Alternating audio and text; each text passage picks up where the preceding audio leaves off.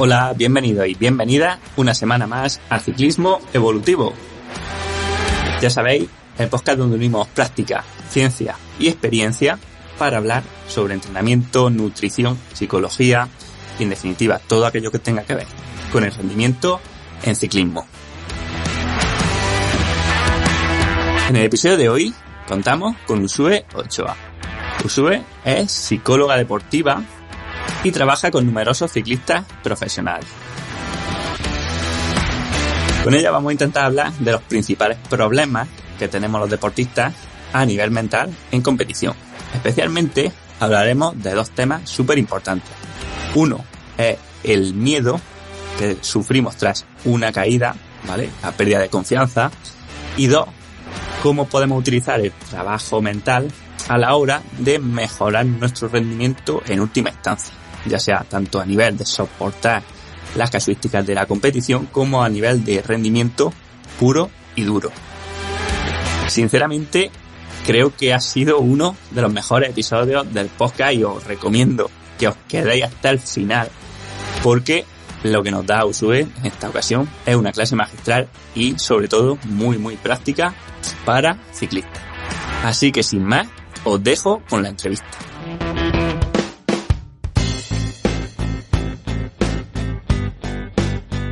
Hola Uxue, bienvenida al podcast. Buenos días, Manu. Bueno, pues nada, tenía muchas ganas de tenerte aquí en el podcast y de hecho ya llevamos tiempo pendientes de esta entrevista porque creo que al final la psicología es una de esas ramas que, bueno, o quizá la rama que más potencial tiene a la hora de, hoy en día, de mejorar el rendimiento, quizás porque la hemos infravalorado, ¿no? Hasta ahora y bueno, tenía ganas también de tenerte por eso porque, como te decía, te había escuchado en la cola de pelotón, te había leído en Cicloland, sé que estás entrenando o que estás llevando la preparación mental, entre comillas, de diversos ciclistas profesionales. Y bueno, me gustaría preguntarte al principio que te presentaras tú para la gente que no te conozca, nos contase un poco quién eres, a qué te dedicas y un poco cuál es tu trabajo con los deportistas. Bueno, Manu, pues lo primero, muy agradecida a tu invitación a que traigas la psicología también a tu espacio, que sé que es muy escuchada. Y bueno, pues ¿quién soy? Bueno, mi nombre es Uxue, me dedico a la psicología del rendimiento.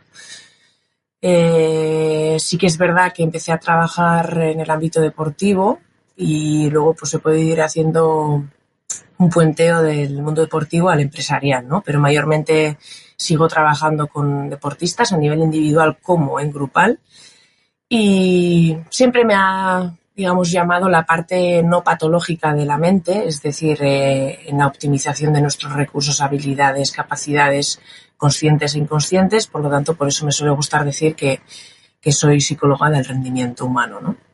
A día de hoy pues tengo mi consulta privada y trabajo tanto presencial como de manera online y bueno, la sorpresa que después de la pandemia muchos han querido mantenerlo online también por la facilidad que da, ¿no? Pero a eso me dedico, sí. He sido también deportista en su día de esquí alpino, como hemos comentado antes, y bueno, pues a nivel grupal, pues cuando era más pequeñita también he hecho otros deportes. Bien, pues vamos a empezar un poco por el contexto y luego te pediré algunas estrategias, a ver si... Digo, hoy voy a ver si puedo hacer una sesión con Uxue, pero gratis. Y eso nada mejor que traerte al podcast. Así que, para empezar, cuando te contactan a los deportistas o las deportistas, ¿cuáles son los principales problemas o las principales necesidades que tienen? Y bueno, pues, ¿cuál es el objetivo que tenéis con ellos?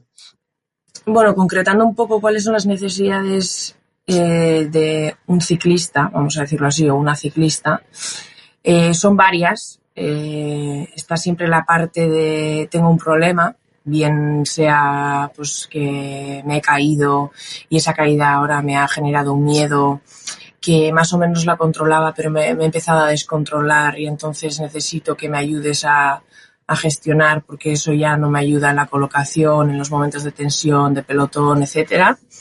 Está la otra parte de la necesidad que bueno, cada día son más los que vienen ya desde ahí, que a mí me alegra un montón. Es simplemente, bueno, yo creo que la parte mental es importante. Me gustaría saber cómo se puede entrenar y abordar. Entonces, en ese sentido, ya que haya más gente es un poco como lo que has dicho al inicio, ¿no? La parte no cuidada empieza a parecerse a lo físico, técnico, táctico.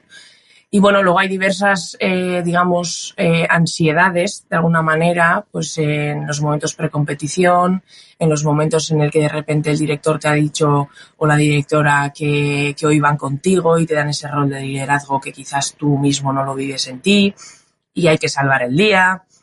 O cuando tienes otro rol de hoy hay que estar en la fuga, hay que estar en la fuga y en ese hay que yo me genero ansiedad. Bueno, son diversos, ¿no? Las razones o las necesidades por tener que acudir a un psicólogo. Perfecto, lo vamos a ir tratando, pero me gustaría preguntarte antes, ¿tú crees que en el caso de los deportistas, o sea, los problemas, vamos a llamarlos patológicos, son más comunes que la población general o al revés, o que son menos o igual? O sea, si aparte de esta caída, ansiedades o miedos, también tratas como problemas más relacionados pues con, no sé, con la salud psicológica. Bueno, a ver, tenemos que entender siempre que estamos hablando de personas. Por lo tanto, sí, no hay gran diferencia entre lo que te puedes encontrar en los no deportistas con los deportistas. ¿Qué hace diferente una persona que se dedica al alto rendimiento, a la élite, al mundo social? Bueno, está claro que tienen unas aptitudes, cualidades no normales, ¿no?, en la población general, que también son no normales a nivel de salud mental. Entonces sí que tienen como una diferencia no patológica. Pero luego el tema de ser tan autoexigente, hasta obsesivo, con el tener que mejorar, tener que obtener un resultado, etcétera, les hace también no tener, digamos, unos procesos saludables emocionales ni psíquicos para abordar los objetivos, ¿no? Entonces, si son muy diferentes, bueno, quizás son más adaptados a lo que ellos tienen en el día a día, pero también te encuentras con trastornos de conducta alimentaria, con depresiones, etcétera, y porque a veces no tratamos nada de lo deportivo y estamos tratando de temas personales y familiares. Entonces, son personas, entonces no diferenciaría como algo tan abismalmente distinto. Aquí entiendo que me han dicho de pasada un poco que estaríamos hablando también del exceso de perfeccionismo, ¿no?, que tenemos muchas veces los deportistas, y consideras que esto es negativo, ¿no? Totalmente. Yo siempre les digo que tengo un secreto siempre que contarles y comparto hoy aquí, que lo digo en voz bajita: el perfeccionismo no existe. Si no te crees eso, te estás haciendo daño. Claro, porque si yo siempre creo que hay algo más que mejorar, hay algo más que afinar, hay algo más de biomecánica que igual puedo, que si me llevo la llave a alguien, igual cuando estoy en el puerto y termino y me muevo un poquito el sillín, y entonces nunca termina la mente. Esa activación que genera un estado de alerta fisiológico no hace que puedas estar tranquilo con lo que sí quizás puedes estar obteniendo. Y esa autoexigencia, que al final viene a raíz de que siempre se puede hacer algo más, nunca te deja permitir evaluar o parar a analizar, que es también importante. Es siempre como un análisis desde siempre hay algo más que. Entonces hay una parte de desconfort que claro que gracias a esa parte tuya mental, has podido lograr estar donde estás, pero no nos deja luego esa parte satisfactoria de parar emocionalmente, o esa famosa inteligencia emocional, vivirla de una manera sana. Es como siempre hay algo que no puedes estar contento, siempre tienes que buscar algo más para que no estés del todo tranquilo, ¿no? Nos permitimos esa tranquilidad en este mundo y eso no ayuda, obviamente. Joder, pues me encanta lo que dices. Voy a recortar este minuto y se lo voy a pasar a mis deportistas, porque al final hay otra cosa que también yo les digo, ¿no? O digo aquí en el podcast y muchas veces no se tiene muy en cuenta, ¿no? Y cuando decía el perfeccionismo es imperfecto, ¿no? Pero refiriéndome a lo que tú dices, bueno, lo primero porque se basa en un plan predeterminado que es estático, que ya no responde a las características de ese mismo momento donde han cambiado cosas que no están en tu control, ¿no? Y lo segundo, lo que tú decías, que al final la activación ya, no, por definición, no es perfecta. O sea, el estrés que estás haciendo para que todo vaya bien o para que todo vaya, entre comillas, perfecto como tú quieres, ya está haciendo que en realidad ya no fuese perfecto, ¿no? Es una Claramente. dicotomía, bien. Bueno, pues genial que lo hayamos comentado. Y bueno, entrando un poco más ya a la parte práctica, por ejemplo, hablando de las caídas, a mí es una cosa que me ha pasado mucho. O sea, que tienes una caída y, ostras, ya coges miedo, ya no solo miedo, sino que empeoras tu técnica, ya empiezas a bajar, como se suele decir, cuadrado, ¿no? O sea, que frenas en la curva, vas mirando para dónde te vas a caer, vas como recto y es como un ciclo de retroalimentación negativa donde empiezas a bajar peor, menos seguro, más lento, y como vas más lento y menos seguro, coges aún menos confianza y cuesta mucho romper con estos ciclos, ¿no? Y creo que a muchas personas nos ha pasado y no sé de qué forma se puede tratar o qué estrategias podemos hacer para intentar remediarlo. A ver, Manu, yo te voy a ser sincera. Yo creo que es una de las cosas que más cuesta trabajar a nivel psicológico y en este caso en el mundo del deporte mucho más, porque no es un miedo creado de una manera irracional. Es decir, yo puedo tener miedo a volar y lo alimento de alguna manera porque ¿y si el avión se destruye antes de aterrizar o tenemos un accidente y morimos todos? Yo estoy todo el rato a nivel de pensamiento cognitivo generando todo el rato los inputs que me causa el miedo a volar para yo justificar que no voy a coger un avión. Pero en la parte donde sí ya ha habido una caída, es decir, tenemos la experiencia, el cuerpo lo ha vivido y tenemos la racionalidad de que eso es así, no estoy creando nada. Entonces, lo que vivimos a nivel de una caída posterior, de sensación de inseguridad, de necesito no inclinar tanto ahora, o freno mucho más, o voy mucho más estático o bloqueado a nivel corporal, de alguna manera tiene su beneficio, porque el cuerpo ha tenido un impacto. Entonces, ese mecanismo de defensa es el que se está poniendo en marcha. Por lo tanto, vamos a decir que a nivel de salud mental están funcionando bien. Solo que esa parte me está limitando ahora a mí en el rendimiento. Entonces, sí que es verdad que hay una parte de, vale, te has caído, ahora vamos a tener un periodo de un poco de inseguridad, vas a tomar tú tus recursos de gestión de seguridad, que de alguna manera vas a dejar mucho más espacio con la persona de adelante, no te vas a meter por las interiores, etcétera, ¿no? Pero claro, si eso se prolonga en el tiempo y empieza a aparecer ese miedo, como a veces suele pasar ya en los entrenamientos, en espacios muy parecidos al donde tú has tenido la caída, la famosa rotonda, la caída con humedad, el día que llovía, ya se activa un mecanismo, vamos a decir, de una manera que lo vive uno como no controlado, en el que ya te ponen en tensión y ya te estás generando un freno. Claro, ahí o haces una gestión, tenemos como dos maneras de afrontarlo, ¿no? Y la primera, que es la menos habitual en ponerlo en práctica, porque es como la más heavy, digamos, que se va a hacer raro quizás al oyente, es vamos a escucharle al miedo, ¿no? Yo siempre digo, vamos a darle el micrófono. En esos momentos que ya ni siquiera al salir a entrenar disfruto, ya estoy con y si me caigo, y si me caigo, y si me caigo. Claro, yo ahí les digo, vale, ¿qué es lo peor que te puede pasar? Joder, pues caerme y romperme el fémur. No, más grave, ¿qué es lo peor que nos puede pasar? Pues que me quede parapléjico. No, lo más grave. ¿Qué es lo más grave que te puede pasar? Pues que me mate. Vale, exacto. Entonces vamos a empezar el entrenamiento, porque siempre, esto también un paréntesis, tenemos que introducir cambios entrenando para poder repetirlo en competición y nunca introduzcas cambios en la competición porque entonces no tienes control, ¿vale? Cierro paréntesis. Vamos a salir a entrenar y en ese momento que se activa el miedo, tú dite a ti mismo en tu diálogo interno que puedes morir. Es como si yo dándole micrófono al miedo, el miedo se siente y ha escuchado y como que deja de tener intensidad. Yo esto digo como algo heavy, yo sé que es como para oírlo un poco, ostras, ¿qué me estás contando? Pero si lo ponemos siempre como en un bebé, ¿no? El bebé que está llamando la atención y le haces caso, de repente para. O en una reunión de trabajo, me da igual, o un adulto que está todo el rato es que queja y de repente la atiendes y le das lo que quiere, ya dice, ahí va, me han escuchado, ¿no? Siempre tiene ese efecto a nivel mental todo esto. Porque el miedo está en la amígdala, en nuestra parte del cerebro. Y activa nuestra parte prefrontal, que es la que tenemos adelante, mediante pensamiento consciente, porque siempre necesitamos justificar lo que estamos sintiendo. Si yo estoy enfadada, busco las razones. Si yo estoy triste, busco las razones. Entonces, si yo tengo miedo, busco las razones para alimentar ese miedo. Entonces, el tema es que necesitamos el miedo, porque no hay emociones negativas ni positivas. Esto es importante, porque yo creo que a veces socialmente se habla de emociones positivas y negativas, y no, tenemos que tener cuidado. Necesitamos todas las emociones porque todas nos ayudan a adaptarnos. Si no tuviéramos miedo, no sentiríamos adrenalina. Si no tuviéramos miedo y ganar un sprint, no sería una euforia que te cagas, porque claro que todos hemos superado ese miedo. Entonces es necesario.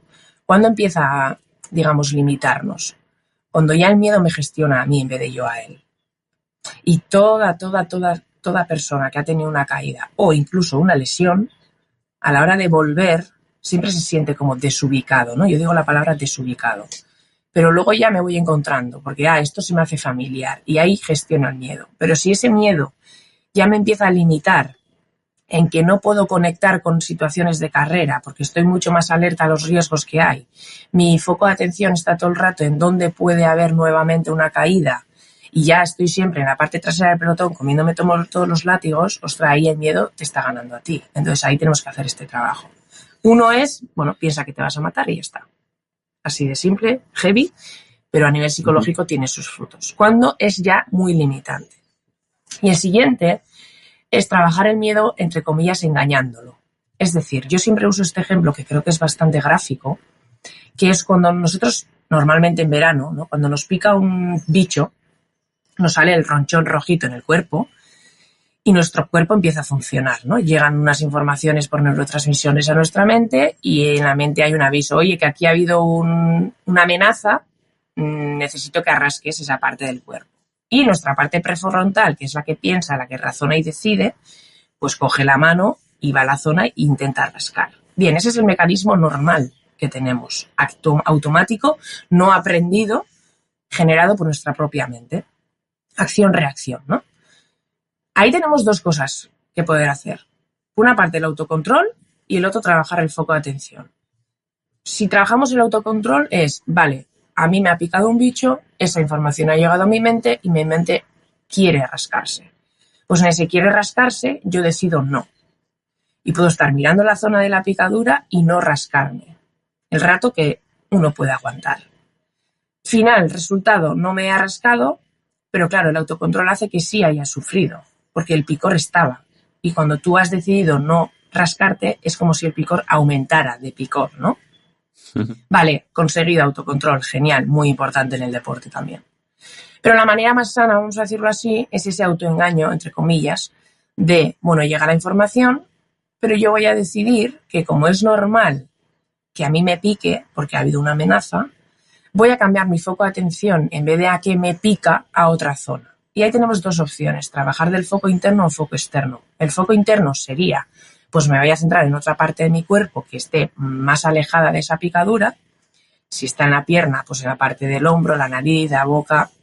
Voy a centrarme en mi respiración, voy a centrarme en cosas corporales y al cambiar foco de atención, de repente parece que ya no pica, pero exactamente igual, simplemente que le he quitado la atención y teniendo que usar foco externo, pues me voy a centrar en el árbol que tengo delante, me voy a centrar en la curva, en la casa, en el coche, en el camión, qué color tiene, qué forma, y de repente cuando yo me entretengo ya con algo parece que tengo esa gestión de la picadura y ahí va, ya ha dejado de picar, ¿no?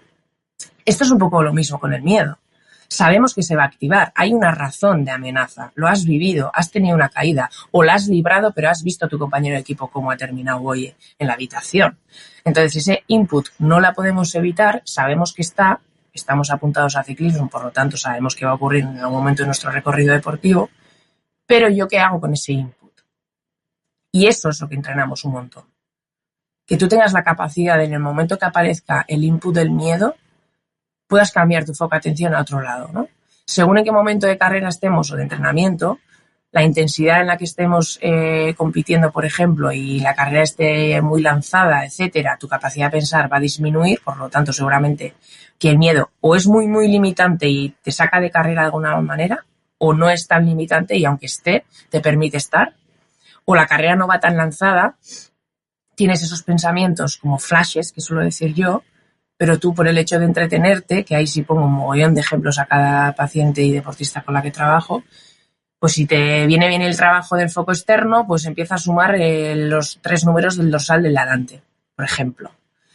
Busca un foco de atención distinto, que trabajas tú mucho mejor con el foco interno, pues entonces empiézate a centrar en tu cadencia, cuenta las pedaladas que haces en 10 segundos, es decir, es como un juego de entretenimiento mental que hace que tú sientas el control y tú dirijas la concentración y el foco de atención.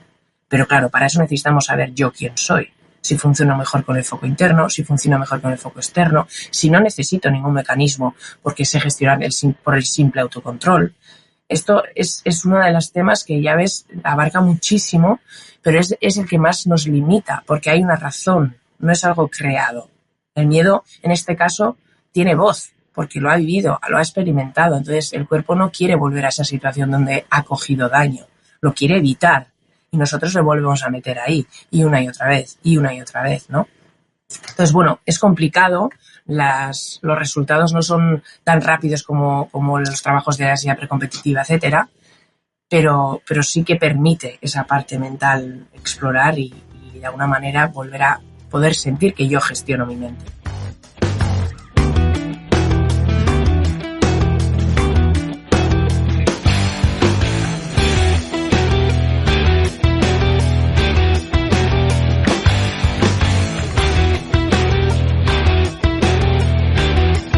Pues súper interesante. Al final creo que la mayoría hemos cometido el fallo o no hemos pasado de la primera fase, ¿no? De ser capaces de reconocer el miedo. Parece como que si sientes miedo, casi como que queremos negarlo, ¿no? Como renunciar a nuestras emociones y decir, si tengo miedo, digo, no tengo miedo, o no quiero reconocerlo. Igual que si me estoy empezando a poner nervioso antes de un discurso en público, casi que no quiero estar nervioso y entonces me vuelvo más nervioso, ¿no?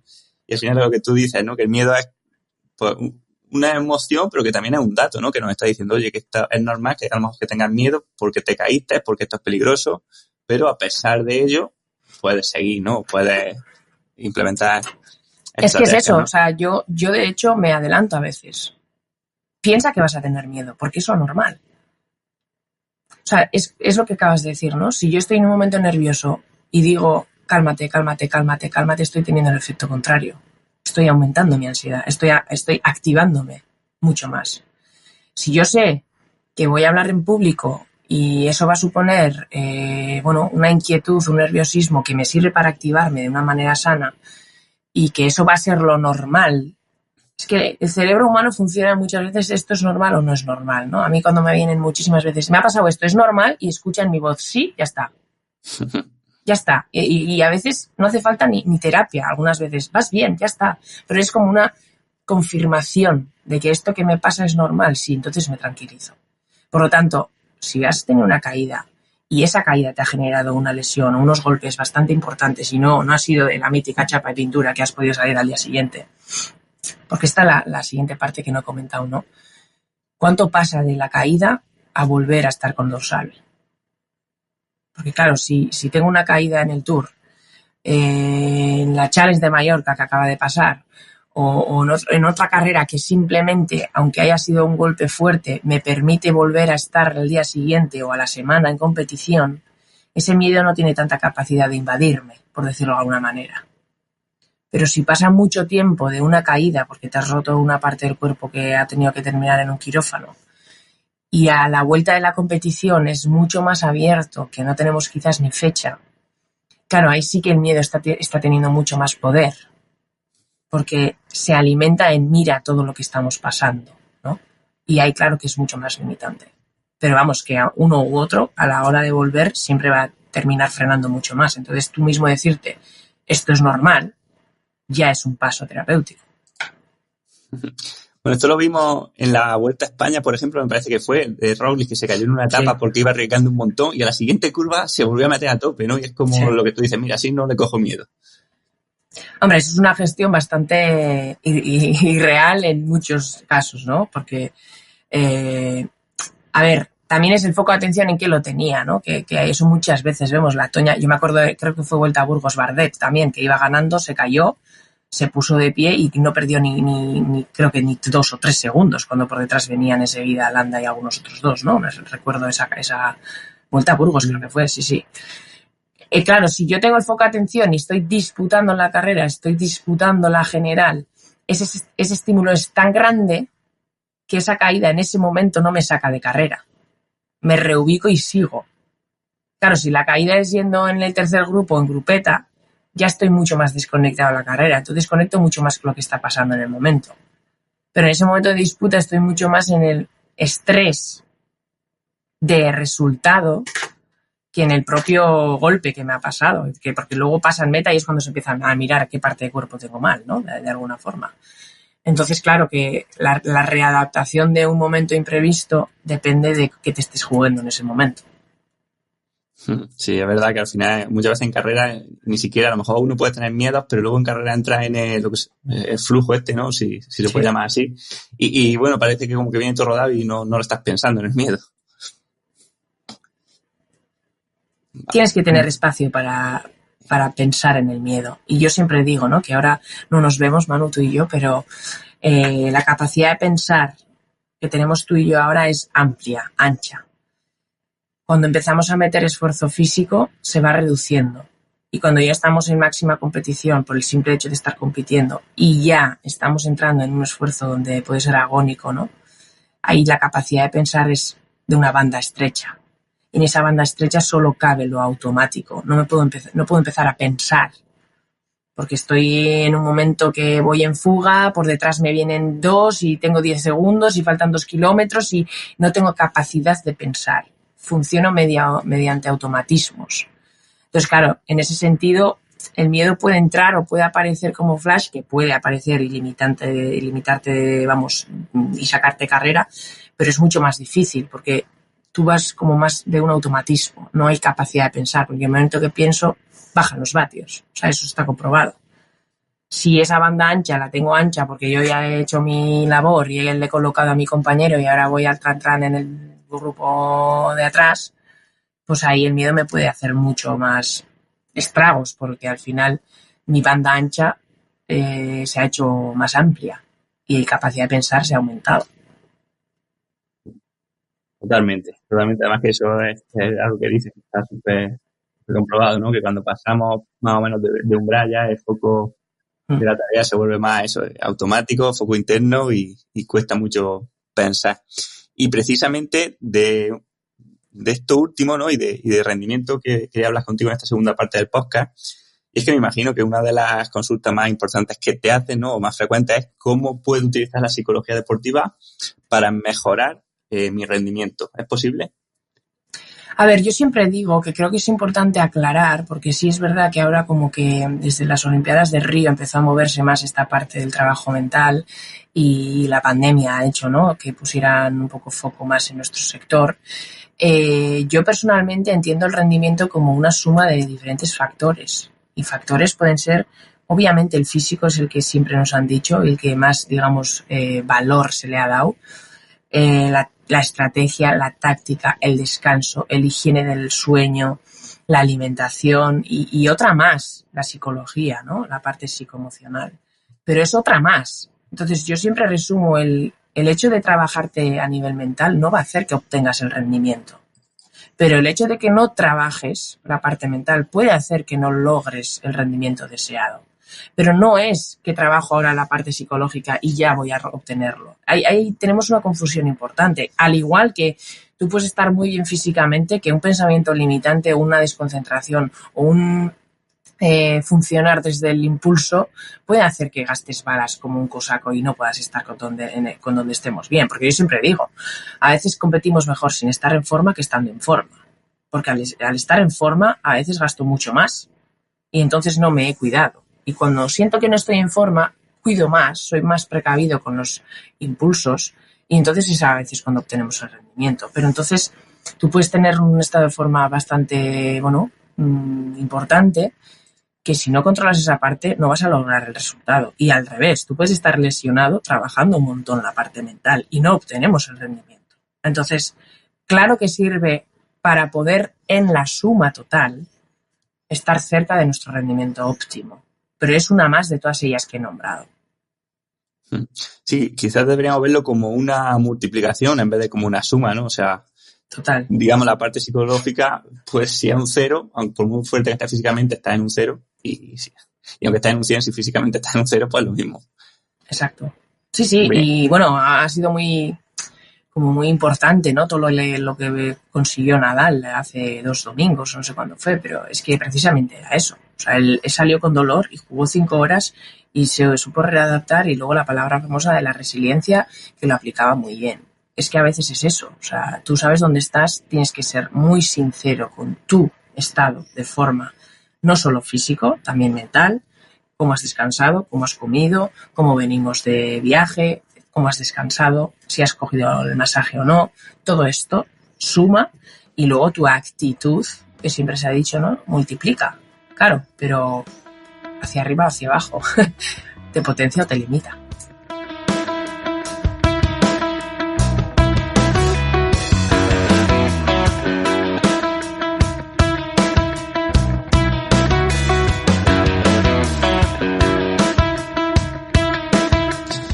Totalmente. En el entrenamiento, la visión tradicional, que imagino que tú has vivido, ¿no? Es ver el cuerpo como, digamos, como una máquina, ¿no? Una forma en que, pues, entrenamiento, estímulo, adaptaciones llevaban a rendimiento. Un poco, digamos, dejando de lado la psicología. Y luego, bueno, recientemente los nuevos paradigmas, ¿no? Pues ya están incluyendo la psicología en tanto en cuanto el rendimiento está mediado simplemente por nuestra percepción de esfuerzo y nuestra capacidad de soportar, ¿no? O de resistir frente a este dolor. Entonces, la psicología entra dentro de ambas, ¿no? Tanto en la percepción de esfuerzo a nivel de la afectividad por el entrenamiento, como en la capacidad, por supuesto, ¿no? De la mentalidad de soportar este esfuerzo. Entonces, me gustaría preguntarte por estos dos puntos, o mejor dicho, y llevándolo a algo que se entienda mejor, si podríamos hablar de estrategias para sentir menos esfuerzo o sentir menos dolor, entre comillas, en carrera, si es que eso existe. Y por otro lado, si podríamos hablar de estrategias, y si nos puede dar algunas también, para ser capaces de soportar o de resistir más frente a este deseo imperioso de parar. A ver, estoy de acuerdo, ¿no? Siempre se ha puesto foco en el cuerpo, como si nos degollaran y nos quitaran del cuello para arriba el resto. Y ahora parece que lo van a empezar, o están en ello, integrando, ¿no? La palabra ahora es mucho más integración. A ver, a mí muchas veces, ¿no? Me llama un preparador, director, hablo con alguien del equipo y ¡guau! Tenemos un chaval o una chavala que ha hecho una prueba de esfuerzo impresionante, tiene unos vatios medios brutales, tiene un test de 20 de campo de no sé qué, pero le falta la cabeza. Entonces yo les digo, vale, pues entonces no tienes ni un chaval ni una chavala que te cagas. Entonces, claro que la percepción, la capacidad de quién soy yo en una prueba de esfuerzo y cómo de parecido soy yo compitiendo, lo va a aportar mucho la mente. Porque hay mucha gente que yo digo que son campeones del mundo de entrenamiento que para nada se asemejan a lo que son en competición, y al revés, gente que entrenando, bueno, ahí está, pero que de repente sabe dónde estar en carrera y sabe leerla. La diferencia muchas veces no está en la prueba de esfuerzo, está muchas veces en la prueba de esfuerzo mental, de cómo gestionar esa agonía, dolor, esfuerzo, sacrificio, etcétera, ¿no? Y ahí entran mucho las creencias que uno tiene de uno mismo. Si yo no me siento líder y de repente el director me dice que mañana vamos contigo, ya la manera en la que te ha llegado ese mensaje no lo vives como reto, sino como amenaza. Y esto es importante, porque ¿cómo vivimos la competición? ¿Cómo vivimos el rol que me toca a mí hacer hoy? ¿Lo vivo como reto o como amenaza? En las dos hay presión, pero si la presión es amenazante, fisiológicamente vas a bloquearte, no vas a tener la capacidad de pensar y todo el bombardeo de tu lavadora va a ser negativo. Si esa presión la vives como reto, tú vas a aumentar tu activación de una manera sana para que estés, como digamos, preparado. Y para eso necesitamos la gasolina, ¿no? Que yo siempre digo, sí, no, tenemos un Ferrari que te cagas en el equipo, ya. ¿Y dónde está? En el garaje aparcado. Ah, y la gasolina no, es que le falta. Entonces no tienes un Ferrari y no vas a poder ir rápido. La gasolina es la parte mental. Por eso digo que es importante. El chasis puede ser el cuerpo. Y claro, el cuerpo hace lo que la mente le manda.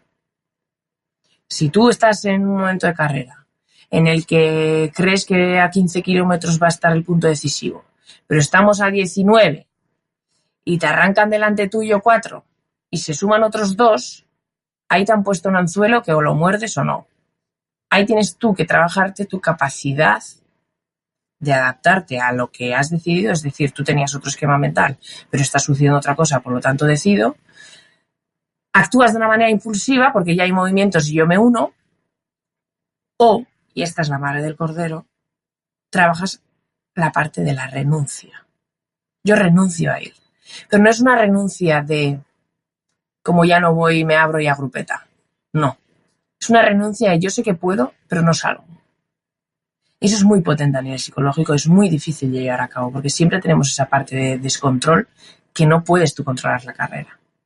Claro, pero si se suma un poco la parte del esfuerzo que comentabas en la pregunta o esa famosa palabra de agonía, ¿no? Dolor de patas. Claro, esa renuncia es como si no tuviera valor. ¿Cómo voy a renunciar yo ahora en este momento de carrera que están apretando y yo estoy viendo mis vatios? Yo sé si puedo ir o no, no sé si aguanto un kilómetro más y voy a reventar, pero estoy aquí en el pinganillo, ves también a animar. Es como un estrés en el que tienes mucho de descontrol, pero tu cuerpo sí que te está diciendo vamos a intentar gestionar esto. Claro, la agonía y el esfuerzo, ¿qué es? ¿No? ¿Cómo lo vivís vosotros? ¿No? Yo siempre digo, explícame qué es para ti agonía, qué es para ti esfuerzo, cómo lo sientes en el cuerpo y eso de sentir en el cuerpo cómo impacta en tu cerebro. Es exactamente lo mismo que la picadura. Me ha picado, me pica y llega ese mensaje al cerebro. ¿Tú qué haces con eso? ¡Puf! Voy reventado, me duelen las patas, noto ya que necesito respirar mucho antes, noto que el pulso va como un momento que no esperaba yo o estoy... Vale, todo eso llega al cerebro. ¿Qué hacemos para darle la vuelta? No puedo decir, no venga, aguanta, no venga, aguanta, no venga, aguanta, porque es igual, estás nervioso y estate tranquilo. Efecto contrario, no lo conseguimos. Vale. Es curioso porque yo a veces digo, ¿cuántas veces te ha tenido que decir tu mente?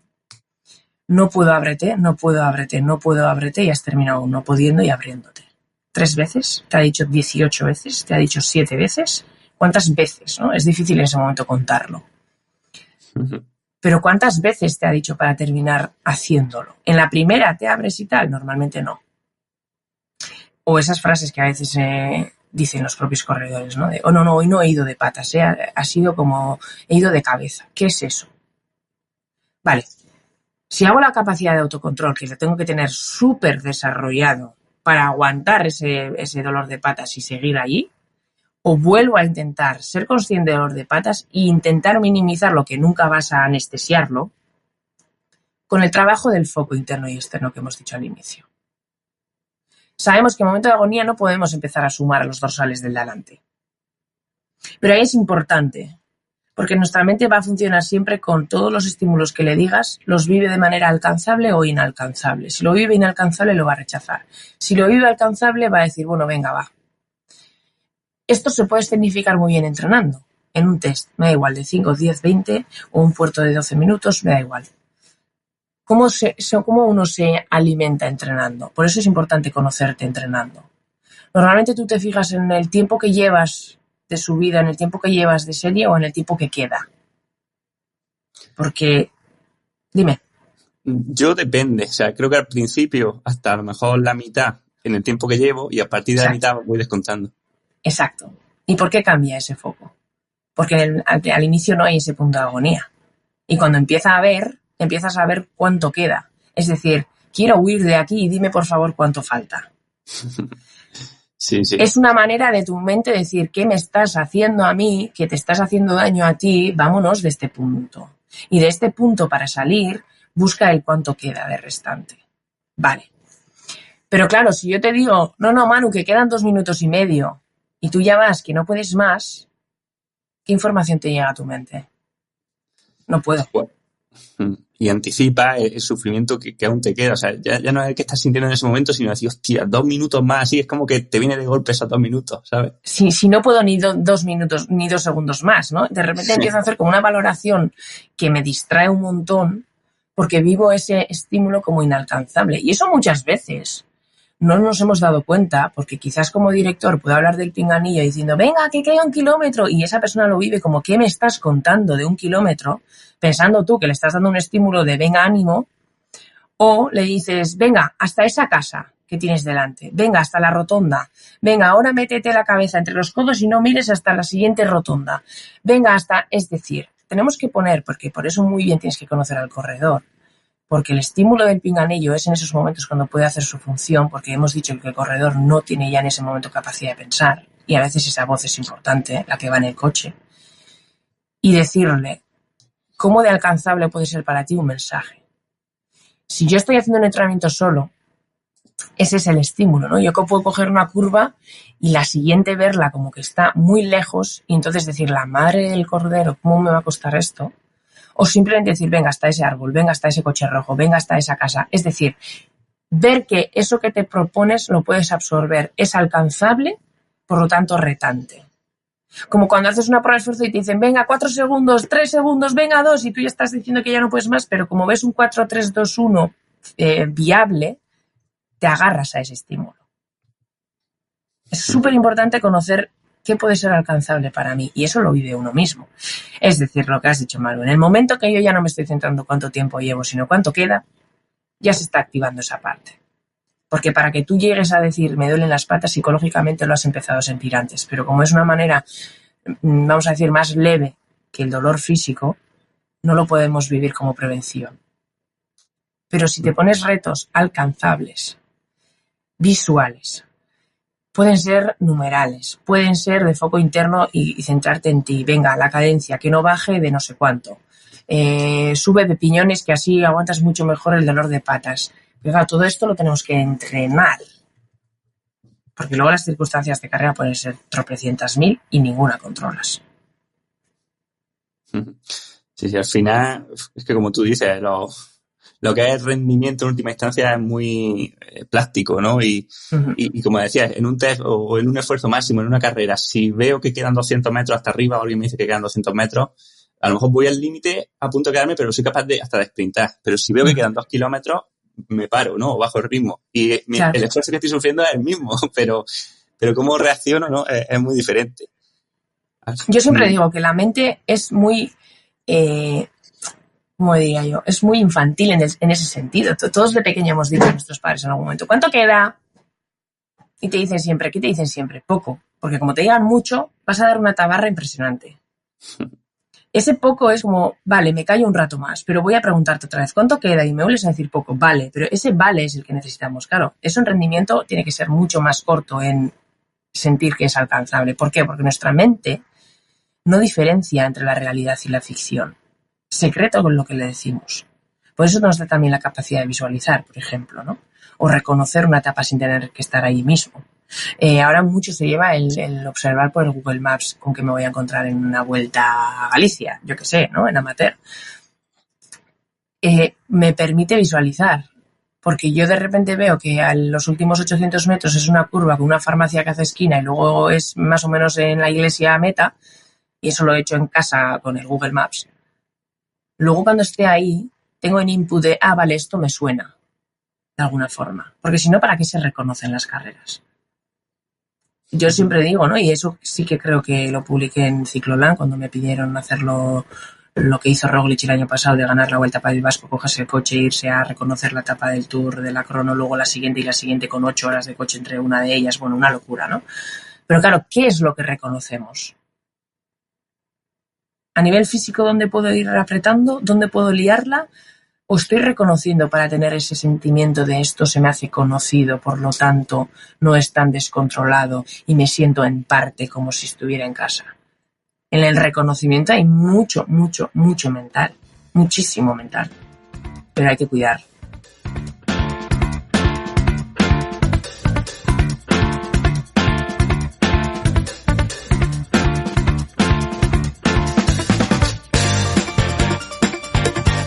Sí, totalmente. Mira que justo nos decía Kilian Jornet esta semana lo mismo, ¿no? Que en una competición, aunque no te dé tiempo a mirar el paisaje, pero si lo has visto la semana de antes, es como que te sientes en casa. Y bueno, si te digo, Chuy, que a nivel, cómo influyen las expectativas y si se pueden trabajar para esto. Porque, por ejemplo, o sea, ante un mismo esfuerzo, ¿vale? Ante un mismo desempeño y en teoría ante una misma carga física, si siento que estoy rindiendo por encima de lo que me esperaba, soy capaz de soportar aún más dolor y, por tanto, mejorar aún más mi rendimiento y viceversa. O sea, para que la gente lo entienda, si yo voy a hacer un test de 20 minutos y quiero sacar 300 vatios, o creo que debería sacar 300 vatios, y miro a mitad del test, me siento bien y veo 330, me motivo aún más y a lo mejor hasta lo subo un poco. Mientras que si veo que voy a 270, estoy rindiendo por debajo del esperado, me viene aún más fatiga, o sea, soy capaz de resistir menos dolor, ¿no? Porque el premio, ¿no? La recompensa es un poco más baja y me vengo abajo. O sea, ¿cómo influye esto y si se puede trabajar, no sé, templando las expectativas de la persona antes de salir o siendo pesimista, entre comillas? ¿Cómo lo ves? Yo siempre digo, ponte expectativas sin números. Y esto es importante. Yo soy anti-resultaditis y anti-numeritis. Los que me conocen lo saben. Porque esa es la parte del rendimiento que no me gusta, porque nos robotizan. Yo no puedo terminar mi entrenamiento feliz o dependiendo de mi estado anímico o emocional en función de si he optado o he logrado los vatios que yo me marcaba antes de salir en casa. No nos podemos definir en función de los vatios. No puedes marcar tus expectativas en función de los vatios porque nunca vas a ser el mismo. Y los 300 vatios siempre son los mismos. Entonces, claro que para eso está el preparador. El preparador te conoce, está intentando optimizar tu rendimiento para que llegues a esos picos de forma de la temporada lo mejor posible. Por lo tanto, te intenta entrenar de una manera de semanas de carga y de descarga. Hoy día vamos a hacer 4 horas, mañana 3, luego 2,5 y este día tesis y este tal, pero ese es un trabajo de tu preparador. Yo siempre digo, delégalo. Luego recibes el papelito. Hoy me toca hacer esto, 4 por no sé cuánto, vatios de no sé qué, vale. Lo tienes. Es decir, en teoría, si tienes la confianza plena como debe ser con tu preparador, eso que te ha mandado es lo que tú puedes hacer hoy, ¿no? Si no es lo que hemos dicho, si lo vivo inalcanzable, ¿cómo voy a ir al entreno? No, tú lo vives alcanzable, vale. Luego, no nos podemos definir en función de lo que hagas en una serie, en un test de máximo esfuerzo, ni nada, porque eso no te refleja quién eres, ni cuál está siendo tu rendimiento. Son indicadores. Yo a todo Cristo le digo, cuando empieza a trabajar conmigo, vais a terminar haciendo un entreno por lo menos a la semana sin Garmin, o tapado o llevándolo en la espalda, pero no necesitamos todo el rato equilibrarnos, porque no te equilibra, sino que te limita, en función del número. Entonces, las expectativas, yo siempre le digo, ¿no?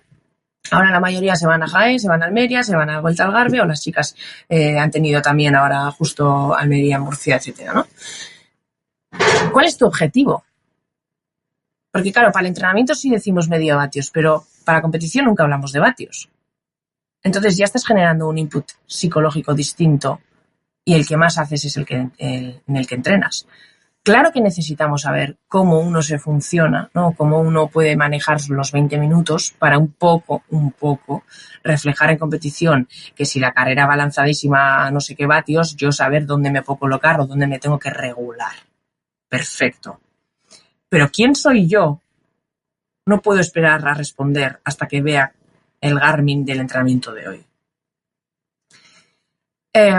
Me refiero a tenemos que trabajar mucho más la sensibilidad de los sentimientos, de las percepciones, de nuestros 5 sentidos, más allá de los números. Y yo muchas veces digo, vale, elige un entrenamiento de esta semana, que no hagas todo el entrenamiento sin Garmin, pero elige 10 minutos de ese entrenamiento, que sabes que tienes que ir a X vatios, números, tal, y hazlo sin los números. Luego el feedback te lo dará el propio ordenador. Pues mira, has ido muy por debajo, has ido bastante bien y has regulado a lo que debías de ir, o te has pasado y has ido 10, 15, 5 vatios por encima. Pero esto es importante, el descontrolarme sin tener el número en un periodo del entrenamiento, porque luego en carrera, si tú estás viendo que vas por encima de tu media, ya te estás diciendo, ostras, no voy a aguantar, pero claro, tengo el culo delante que yo me tengo que agarrar aquí sí o sí. Entonces ya ese número me puede limitar por el hecho de que ya me hace sentir que no estoy en mi sitio. Claro, si es al revés, perfecto, porque dices, ¡buah! Yo voy fácil, yo voy que todavía me queda mi gas para dar y repartir. Vale, pero es que en el momento contrario, que tú dices ya, no, así no podemos empezar a subir. Y sabemos que hoy en día el ciclismo World Tour, sobre todo, las entradas a pie de puerto, la pelea por luchar la posición no tiene nada que ver con tu media de vatios. O sea, o te metes a la guerra o te quedas ahí esperando al látigo. Entonces, claro, ¿cómo delimitante es definirme en base a mis números? No todo, o sea, yo soy pro números en el momento de úsalo como indicador, no como autodefinición de quién soy yo. Y eso pasa incluso en el discurso de preparadores, ya que eres preparador, Manu, y has sido ciclista. Sí. Hablamos muchas veces del test de 20 y yo siempre digo, ¿no? Pero que no sirve de, entre comillas, nada. Porque ¿cuándo esta persona ha hecho el test de 20 minutos? En la primera hora de su entrenamiento, en el tercero, ha hecho 3 puertos y luego en la cuarta hora se ha metido el test de 20. ¿Qué es el test de 20? Y en cambio luego muchos corredores se definen en tengo un test de 20 de no sé cuánto. Y dices, cuidado, que estamos definiéndonos de ese número y entonces, en base a la definición que tú haces de ti mismo, estás marcándote tus expectativas. Por lo tanto, esas expectativas puedes vivirlas como reales porque tienes un dato objetivo que es un número el que te lo está dando, pero no es para nada real porque ese trocito de tu entrenamiento no define lo que puede pasar en carrera. Y muchas veces nos encontramos de que es que esas expectativas no eran reales, pero las vivías como real porque tienes un número que te define. Y eso no nos ayuda. Tienes que definirte, yo siempre digo, dame un objetivo de esta carrera que viene, ¿no? Ayer hablaba con 2 que se van a Volta al Garve y no puede haber en el objetivo ni la expectativa ni hacer un top no sé qué, ni estar en el grupo no sé cuántas, ni hacer un resultado de no sé cuántas. No te compro ninguna de esas 3. Dime otra expectativa, otro objetivo en ese caso. Y se pierden. Entonces, ¿qué te digo? ¿No? Me dicen, entonces, ¿qué te digo? Lo que tú controles, lo que dependa de ti y puedas controlar estando en casa y todavía no has estado en carrera. Porque tú, incluso dando tu mejor media de vatios en una carrera, puede haber otros 4 que te pueden liarla. Y entonces ya te sientes frustrado. Pero tú en cuanto a números ya has hecho bien. No, claro, ¿pero qué ha fallado? No, pues que he sido demasiado impulsivo. O me he comido tanto aire que he sido tonto porque tengo que ser más zorro muchas veces. Vale, pues ponte objetivos de esos. ¿Qué pasa cuando hay tensión? ¿Qué pasa cuando hay látigo? ¿Qué pasa cuando tú eres el equipo minoritario porque estás con World Tour en la Challenge y no te dejan pasar? ¿Cómo te asusta meter el codo? ¿Cómo te asusta que te venga un World Tour y te diga, oye, tú, chaval, para atrás, no sé qué? Todo eso son 25.000 objetivos que te los puedes marcar. Pues impresionante, Josué. La verdad que no podría estar más de acuerdo contigo. Me encanta que lo digas y que pongas de relieve al final estas cosas. Y bueno, sé que tienes ahora consulta, entonces, bueno, yo por mí me tiraría hablando contigo 3 horas, pero ya simplemente por terminar y nada, agradecerte que hayas estado aquí y preguntarte si alguien quiere ponerse en contacto contigo, ¿cómo podría hacerlo? Pues mira, yo tengo mi página web que se llama ushueochoa.com, Ushue con X y Ochoa con TX. Mi número de teléfono profesional es el 722-772312 y el que quiera puede en la misma web encontrarse con mis redes sociales porque algunos sí que contactan desde ahí. Está también mi email, que más de uno también, pues como tú, Manu, que me contactaste desde el email y desde ahí. Vamos, y el que quiera leer, pues en Ciclolan me suelen leer, en la cola de pelotón alguna vez me han llamado, súper encantada de que hoy me hayas atendido, Manu, porque para mí también ha sido un tiempo súper breve, la verdad, y un poco desde ahí. Genial, pues muchísimas gracias por todo, Sue, y nada, estaremos en contacto y te deseo lo mejor para este año. Lo mismo, Manu, muchas gracias, buen día.